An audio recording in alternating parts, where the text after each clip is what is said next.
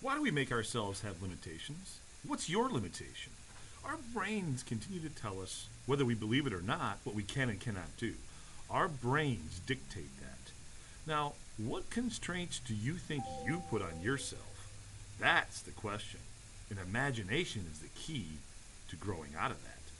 But will your mind really accept it? Well, that's really up to you. Our only real limitation lies within the use of one thing, our imagination.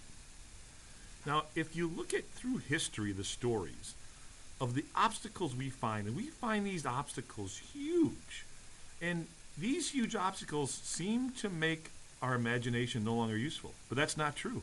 Ever hear of David and Goliath? You really think without his imagination, he didn't think he could win?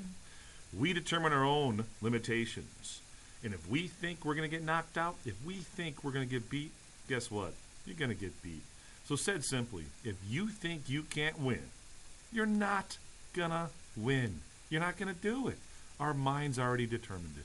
So as we think through what this means, we have to ponder and we have to think, how can we use our imagination to unlock our constraints? Our thoughts control our actions. We have talked about this before. So shouldn't we learn how to use imagination? Because if we can learn how to use imagination, we can control it. And if we can control our imagination, don't you think we can control our thoughts? Our limits lie within our minds only, not within reality, not within the world. You know, guess what? Guess what overall?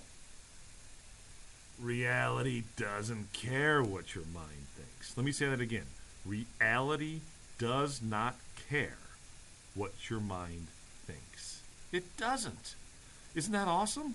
So use your imagination to your success. Use your imagination and think big.